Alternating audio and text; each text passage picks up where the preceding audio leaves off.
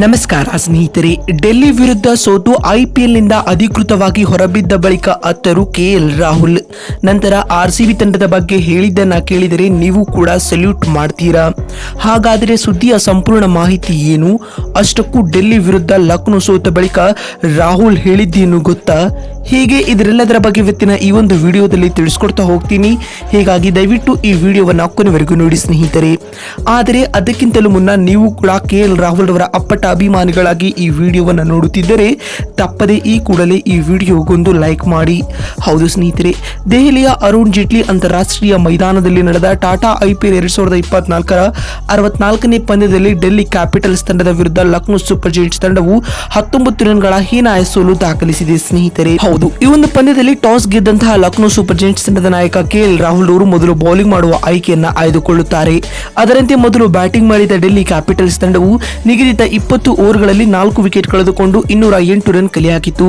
ತಂಡದ ಪರ ಅಭಿಷೇಕ್ ಪೋರೆಲ್ ರವರು 33 ಎಸೆತಗಳಿಂದ 58 ರನ್ ಬಾರಿಸಿ ಮಿಂಚಿದರೆ ಟ್ರಿಸ್ಟನ್ ಸ್ಟೆಪ್ಸ್ ಅವರು ಕೇವಲ 25 ಎಸೆತಗಳಿಂದ ಆಕರ್ಷಕ ಅರ್ಧಶತಕ ಬಾರಿಸಿ ಮಿಂಚಿದರು.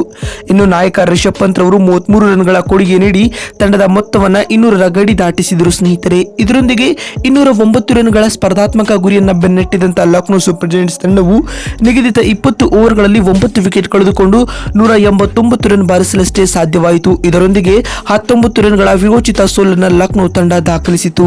LSG ತಂಡದ ಪರ ಬ್ಯಾಟಿಂಗ್ ನಲ್ಲಿ ನಿಕೋಲಸ್ ಪೂರನ್ ಅವರು 27 ಎಸೆತಗಳನ್ನು ಎದುರಿಸಿ 61 ರನ್ ಬಾರಿಸಿ ಮಿಂಚಿದರೆ ಕೊನೆಯಲ್ಲಿ ಬಂದ ಅರ್ಷದ್ ಖಾನ್ ಅವರು 33 ಎಸೆತಗಳಿಂದ ಆಕರ್ಷಕ ಅರ್ಧಶತಕ ಬಾರಿಸಿ ಸಿಡಿಲ ಬರದ ಇನ್ನಿಂಗ್ಸ್ ಆಡಿದರು ಸ್ನೇಹಿತರೆ. ಇದೀಗ ಡೆಲ್ಲಿ ವಿರುದ್ಧದ ಈ ಸೋಲಿನೊಂದಿಗೆ ಲಕ್ನೋ ಸೂಪರ್ ಜೈಂಟ್ಸ್ ತಂಡವು IPL 2024ರ ಪ್ಲೇ ಆಫ್ ರೇಸ್ ನಿಂದ ಕೂಡ ಹೊರಬಿದ್ದಿದೆ. ಇದೀಗ ಡೆಲ್ಲಿ ವಿರುದ್ಧ ಲಕ್ನೋ ಸೋತ ಬಳಿಕ ಪೋಸ್ಟ್ ಮ್ಯಾಚ್ ಪ್ರೆಸೆಂಟೇಷನ್ ವೇಳೆ ಮಾತನಾಡಿದ KL ರಾಹುಲ್ ಅವರು ಭಾವುಕರಾಗಿ ಮಾತನಾಡುವ ಮೂಲಕ ಈ ರೀತಿಯಾಗಿ ಹೇಳಿದ್ದಾರೆ. ಇಂದು ಡೆಲ್ಲಿ ವಿರುದ್ಧ ಸೋತು ನಾನು ಬಹಳ ನಿರಾಶೆಗೊಂಡಿದ್ದೇನೆ, ಏಕೆಂದರೆ ಪ್ಲೇ ಆಫ್ ಗೆ ಕ್ವಾಲಿಫೈ ಆಗಲು ಇವತ್ತಿನ ಪಂದ್ಯದ ಗೆಲುವು ನಮ್ಮ ತಂಡಕ್ಕೆ ಬಹಳ ಮುಖ್ಯವಾಗಿತ್ತು.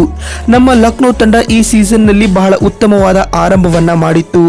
ಆದರೆ ಇದ್ದಕ್ಕಿದ್ದಂತೆ ನಮ್ಮ ತಂಡಕ್ಕೆ ಏನಾಯಿತೋ ಗೊತ್ತಿಲ್ಲ, ಏಕೆಂದರೆ ಸತತವಾಗಿ ತಪ್ಪುಗಳನ್ನ ಮಾಡಲು ಆರಂಭಿಸಿತ್ತು ಮತ್ತು ಇಂದಿನ ಪಂದ್ಯದಲ್ಲಿ ನನ್ನ ಕೆಟ್ಟ ಪ್ರದರ್ಶನದಿಂದಲೂ ಕೂಡ ನಾನು ಬಹಳ ನಿರಾಸೆಗೊಂಡಿದ್ದೇನೆ, ಏಕೆಂದರೆ ನಾಯಕನಾಗಿ ಇಂದು ನಾನು ನನ್ನ ಜವಾಬ್ದಾರಿಯನ್ನ ಅರಿತು ಬ್ಯಾಟಿಂಗ್ ಅನ್ನ ಆಡಬೇಕಾಗಿತ್ತು. ಇವತ್ತಿನ ಸೋಲಿನಿಂದ ನಮ್ಮ ತಂಡಕ್ಕೆ ದೊಡ್ಡ ಹೊಡೆತ ಬಿದ್ದಿರಬಹುದು, ಆದರೆ ಮತ್ತೊಂದು ಕಡೆ ನಮ್ಮ ತಂಡದ ಸೋಲಿನಿಂದ RCB ತಂಡಕ್ಕೆ ದೊಡ್ಡದಾದ ಲಾಭವಾಗಿದೆ, ಏಕೆಂದರೆ ಇದೀಗ ಅವರಿಗೆ ಪ್ಲೇ ಆಫ್ ಗೆ ತಲುಪುವ ಹಾದಿ ಮತ್ತಷ್ಟು ಸುಲಭವಾಗಿದೆ. ಮತ್ತು ಆರಂಭದಲ್ಲಿ ಎಲ್ಲಾ ಪಂದ್ಯಗಳನ್ನ ಸೋತಿದ್ದ ರಾಯಲ್ ಚಾಲೆಂಜರ್ಸ್ ಬೆಂಗಳೂರು ತಂಡವು ಇದೀಗ ಸತತವಾದ ಪಂದ್ಯಗಳನ್ನ ಗೆಲ್ಲುವ ಮೂಲಕ ಭರ್ಜರಿಯಾದ ಕಮ್ ಬ್ಯಾಕ್ ಮಾಡಿದ್ದಾರೆ.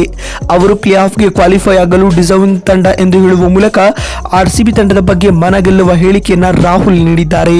ನೋಡಿದ್ರಲ್ಲ ಸ್ನೇಹಿತರೆ, ಡೆಲ್ಲಿ ವಿರುದ್ಧ ಲಕ್ನೋ ಸೋತ ಬಳಿಕ ರಾಹುಲ್ ಹೇಳಿದ್ದೇನು ಅಂತ ತಿಳಿಸಿಕೊಡುವ ನಮ್ಮ ಈ ಪ್ರಯತ್ನ ನಿಮಗೆ ಇಷ್ಟವಾಗಿದ್ದಲ್ಲಿ ತಪ್ಪದೆ ಈ ಕೂಡಲೇ ಈ ವಿಡಿಯೋಗೊಂದು ಲೈಕ್ ಮಾಡಿ. ವಿಡಿಯೋವನ್ನ ಇಲ್ಲಿವರೆಗೂ ನೋಡಿದ್ದಕ್ಕಾಗಿ ಧನ್ಯವಾದಗಳು. ಮತ್ತೊಂದು ವಿಡಿಯೋದಲ್ಲಿ ಸಿಗ್ತೀನಿ. ಅಲ್ಲಿವರೆಗೂ ನಮಸ್ಕಾರ.